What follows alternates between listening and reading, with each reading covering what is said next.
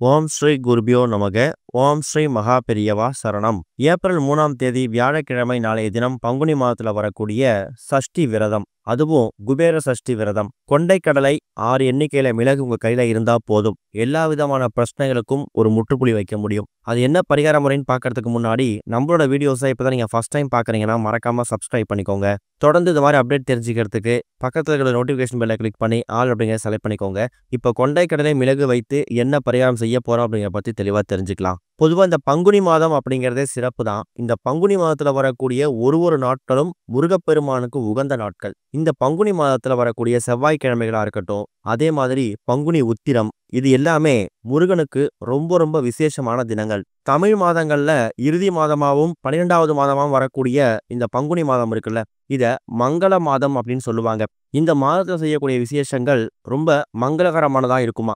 அதை விட முக்கியமானது, தமிழ் மாதங்கள்ல கடைசி மாதம் அப்படிங்கிறதால இந்த மாதத்துல நாம எப்படி இறை வழிபாடு செய்யறோமோ அதை பொறுத்து பிறக்கக்கூடிய அந்த சித்திரை மாதம் புது வருடம் இருக்குல்ல, அது உங்களுக்கு பலவிதமான நன்மைகளை கொண்டு வந்து சேர்த்துடும். பங்குனி மாதம் அப்படின்னாலே அது கண்டிப்பா முருகன் வழிபாட்டுக்கு உகந்த மாதம். அதுலயும் இந்த பங்குனி மாதத்துல வரக்கூடிய கிருத்திகை விரதம், சஷ்டி விரதம், இந்த மாதிரி நாட்கள்ல நம்ம கூடுதலா முருகன் வழிபாட்டுக்கு முக்கியத்துவம் கொடுக்கும்போது பலவிதமான நன்மைகள் நமக்கு வந்து சேரும். முதல்ல ஏப்ரல் 3ஆம் தேதி சஷ்டி திதி எத்தனை மணிக்கு ஆரம்பிக்குது அப்படிங்கிறத நீங்க தெரிஞ்சுக்கணும்.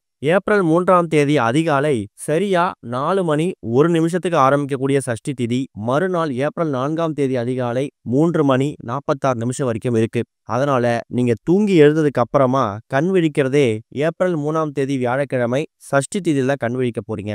அன்றைய தினம் வியாழக்கிழமை 1:30 ராகு காலம், காலையில 6:07 யமகண்டம். இந்த 2 நேரத்தை தவிர மற்ற நேரங்கள்ல தாராளமா முருகனுக்கான வழிபாட்டை செய்யலாம். நம்மளோட பல பதிவுகளை சொல்லியிருக்கோம். இந்த வியாழக்கிழமையில வரக்கூடிய இந்த திதி தினங்கள் இருக்குல்ல, திதி விரதங்கள், அதை குபேர அப்படின்னு சொல்லுவோம். குபேர சஷ்டி, குபேர பிரதோஷம், குபேர சதுர்த்தி அப்படின்னு சொல்லிக்கிட்டே போலாம். அந்த வகையில மாதம் வரக்கூடிய இந்த வளர்பிறை சஷ்டி திதி இருக்குல்ல, அதுதான் பெரிய சஷ்டி விரதம். சஷ்டியில் இருந்தால் அகப்பையில் வருங்கிற மாதிரி ஒரு பழமொழி கேள்விப்பட்டிருப்பீங்க. அதுக்கு காரணம், குழந்தை பாக்கியம் இல்லாத தம்பதிகள் சஷ்டியில விரதம் இருந்தா அவங்களுக்கு குழந்தை பாக்கியம் கிடைக்கும் அப்படிங்கிறது தான் அந்த பழமொழிக்கான முக்கியமான அர்த்தமே. தேய்பிரை சஷ்டி விரதத்தை எதுக்காக முக்கியத்துவம் கொடுக்கணும்னா, நமக்கு இருக்கக்கூடிய கஷ்டங்கள் தேய்ந்து போகணும், கடன் தொகை தேய்ந்து போகணும் அப்படிங்கிறதுக்காக தேய்பிரை சஷ்டி அன்னைக்கு நீங்க விரதம் இருக்கலாம். ஆனா உங்ககிட்ட இருக்கக்கூடிய செல்வம், பணம், பொருளாதாரம், பேரு, புகழ், இது எல்லாமே வளர்ந்துகிட்டே போகணும் அப்படின்னா வளர்பிறை சஷ்டி திதி அன்னைக்கு முருகப்பெருமான வணங்குறது கூடுதல் விசேஷம். அதுலயும் வியாழக்கிழமையில வந்திருக்கக்கூடிய இந்த ஒரு சஷ்டி விரதம் இருக்குல்ல, பங்குனி மாதத்துல வந்திருக்கக்கூடிய சஷ்டி, இது குபேர சஷ்டி. ஒரே நாள்ல 3 முக்கியமான கடவுளோட அருளை நீங்க பெற முடியும். வியாழக்கிழமை இது வரைக்கும் நமக்கு தெரிஞ்ச வரைக்கும் குரு பகவானுக்கு தான் உகந்த நாள் நினைச்சிட்டு இருப்போம். ஆனா வியாழக்கிழமை குபேரருக்கும் உகந்த நாள். அதே மாதிரி பங்குனி மாதத்துல வரக்கூடிய சஷ்டி விரதம் முருகப்பெருமானுக்கும் உகந்த நாள். முருகப்பெருமான், குரு பகவான், குபேரர், இப்படி 3 தெய்வங்களோட அருளை ஒரு சேர பெற்றுத்தரக்கூடிய அற்புதமான ஒரு தினம் இந்த ஏப்ரல் 3ஆம் தேதி வந்திருக்கக்கூடிய பங்குனி மாத சஷ்டி விரதம். நீங்க காலை நேரத்துல பூஜை செய்தாலும் சரி, மாலை நேரத்துல பூஜை செய்தாலும் சரி, அது உங்க தனிப்பட்ட விருப்பம். ஆனா பூஜை செய்யக்கூடிய அந்த நேரத்துல இப்ப நாம சொல்லக்கூடிய இந்த பரிகார முறையை நீங்க வீட்டுல செய்யறதால பலவிதமான நன்மைகளை கொண்டு வந்து சேர்க்கலாம். இதுக்கு உங்களுக்கு தேவையான பொருட்கள் 2 பொருட்கள் தான். ஒரு பொருள் கொண்டைக்கடலை, இன்னொரு பொருள் 6 எண்ணிக்கையில மிளகு. இப்ப உதாரணத்துக்கு மாலை ஒரு 6-7 மணிக்கு மேல செய்ய போறீங்கன்னா, வீட்டோட பூஜை அறையில முருகப்பெருமான் போட்டோ சிலையை சுத்தப்படுத்தி மஞ்சள் குங்குமம் பொட்டு வைத்து பூக்களால் அலங்காரம் செய்து முருகனுக்கு பிடிச்ச நைவேத்தியங்கள் செஞ்சு வச்சு படைச்சிடுங்க. அதுக்கப்புறமா இப்ப நீங்க வீடியோல பாக்குற மாதிரி சின்னதா 2 கிண்ணமோ இல்ல அகல் விளக்கோ எடுத்து, ஒரு கிண்ணம் ஒரு அகல் விளக்குல கொண்டைக்கடலையும், இன்னொரு கிண்ணம் இன்னொரு அகல் விளக்குல 6 எண்ணிக்கையில மிளகும் எடுத்து வச்சுக்கணும். இந்த இடத்துல நாம ஏன் கொண்டைக்கடலை எடுத்துருக்கோம்னா, கொண்டைக்கடலை அப்படிங்கிறது குரு பகவானுக்கு உகந்த ஒரு தானியம். வியாழக்கிழமையில குரு பகவானுக்கு கொண்டைக்கடலை வைத்து நைவேத்தியமா படைக்கிறதால குடும்பத்துல யாருக்காவது குரு பகவானால ஏற்படக்கூடிய தோஷங்கள் இருந்துச்சுன்னா அது படிப்படியா குறையும். குரு பார்க்க கோடி நன்மைன்னு கேள்விப்பட்டிருப்போம். ஒருத்தவங்க குடும்பத்து மேல ஒரு நபர் மேலேயாவது குரு பார்வை விழுந்துட்டாலே பரம ஏழையாக இருக்கக்கூடிய குடும்பம் பணக்காரா மாறக்கூடிய யோகத்தை பெற முடியுமா. அந்த அளவுக்கு குரு பகவான் வாழ்க்கையவே புரட்டி போடக்கூடியவர். அவரோட அருள் பரிபூர்ணமா கிடைக்கிறதுக்காக அவருக்கு உகந்த தானியமாக இருக்கக்கூடிய கொண்டைக்கடலை எடுத்து வச்சுக்கோங்க. அடுத்ததா மிளகு. மிளகு 6 எண்ணிக்கையில் எடுத்து வச்சிருக்கிறோம். 10 மிளகு இருந்தா பகல் வீட்டுல சாப்பிடலாம்னு சொல்லுவாங்க.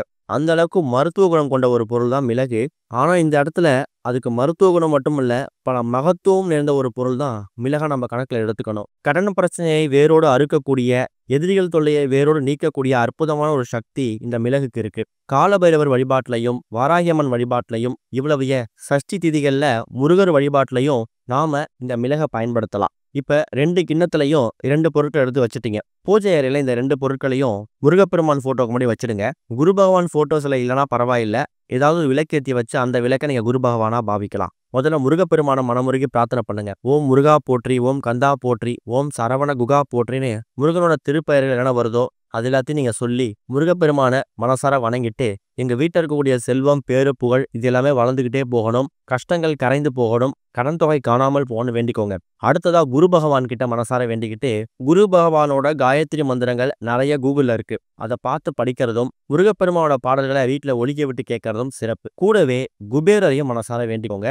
இது கூட முடிஞ்சா ஒரே ஒரு சில்லறை நாணயத்தையும் அந்த 2 கிண்ணத்துக்கு நல்லா வச்சுக்கிறது உங்க தனிப்பட்ட விருப்பம் தான். ஏன்னா அந்த சில்லறை நாணயம் அப்படிங்கிறது குபேரர் அம்சம் பொருந்திய ஒரு பொருள். இப்படி 2 பொருட்களையும் வச்சு மனசார பிரார்த்தனை பண்ணிட்டு உங்க வீட்டோட பூஜை அறையில மற்ற விளக்குகள், அதாவது காமாட்சி விளக்கு, குத்து விளக்கு இதெல்லாம் எவ்வளவு நேரம் எரியுதோ அவ்வளவு நேரம் இந்த 2 கிண்ணங்கள்ல இருக்கக்கூடிய கொண்டைக்கடலை மிளகும் அப்படியே இருக்கட்டும். அதுக்கப்புறமா வீட்டில் இருக்கக்கூடிய தீபங்கள், விளக்குகள்லாம் குளிர வச்சுட்டு இந்த கொண்டைக்கடலை அப்புறம் மிளகு இது 2த்தையும் எடுத்து பத்திரப்படுத்தி வச்சுக்கோங்க. இதுக்கப்புறம் நம்ம சொல்லக்கூடிய விஷயத்த நீங்க சஷ்டி விரதம் அன்னைக்கும் செஞ்சாலும் சரி, இல்ல மறுநாள் வெள்ளிக்கிழமை சஷ்டி திதி முடிஞ்சு செஞ்சாலும் சரி, அது உங்க விருப்பம் தான். இந்த கொண்டைக்கடலையை மட்டும் காக்கை குருவிகளுக்கு தானமா போட்டுருங்க.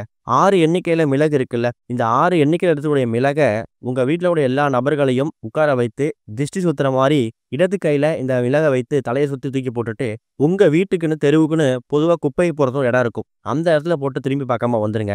இதை நீங்க வியாழக்கிழமை குரு பகவானுக்கும் முருகப்பெருமானுக்கும் கொண்டைக்கடலை மிளகு வச்சு படைச்சிட்டு வெள்ளிக்கிழமை செய்றீங்கன்னா வெள்ளிக்கிழமை காலைல சுத்தி போட்டுட்டு அதுக்கப்புறமா குப்பை ஏற்போட இடத்துல அந்த மிளகை தூக்கி போட்டு திரும்பி பார்க்காம வந்துருங்க. வந்ததுக்கு அப்புறமா உடனே குளிக்கிறதும் சிறப்பு தான். இப்ப நம்ம சொல்லிக்கூடிய இந்த முறையில பங்குனி மாதத்துல வரக்கூடிய இந்த ஒரு சஷ்டி விரதத்தை நீங்க பின்பற்றினீங்கன்னா உங்ககிட்ட இருக்கக்கூடிய கஷ்டங்கள், கடன் தொகை காணாமல் போறது மட்டும் இல்லாம தேவையில்லாத கண் திருஷ்டி, பில்லி, சூனியம், செய்வினை இது மாதிரி விஷயங்கள் எல்லாமே விரட்டி அடிக்கப்படும். அதே மாதிரி கொண்டை கடலையை நீங்க குரு பகவானுக்கு வச்சு படைக்கிறதால குரு பார்வை உங்க மேல விழும். இன்னொரு பக்கம் குபேரரைக்கு உகந்த வியாழக்கிழமையில குபேரரையும் வணங்குறீங்க. இப்படி 3 தெய்வங்களோட கடாட்சம் உங்க வீட்டுக்குள்ள வந்துட்டாலே, உங்க மேல விழுந்துட்டாலே, இது வரைக்கும் நீங்க பட்டுட்டு இருக்கக்கூடிய எல்லா கஷ்டங்களுக்கும் ஒரு விடிவு காலம் பிறக்கும். இது வரைக்கும் வாழ்க்கையில எல்லாமே இறங்க முகமா தான் இருக்கு, தோல்வியை மட்டும்தான் சந்திச்சுக்கிட்டு இருக்கீங்க அப்படின்னு நினைக்கிறவங்களுக்கு சஷ்டி விரதம் பங்குனி சஷ்டி அன்னைக்கு நீங்க ஆறுமுகத்தை வணங்குங்க.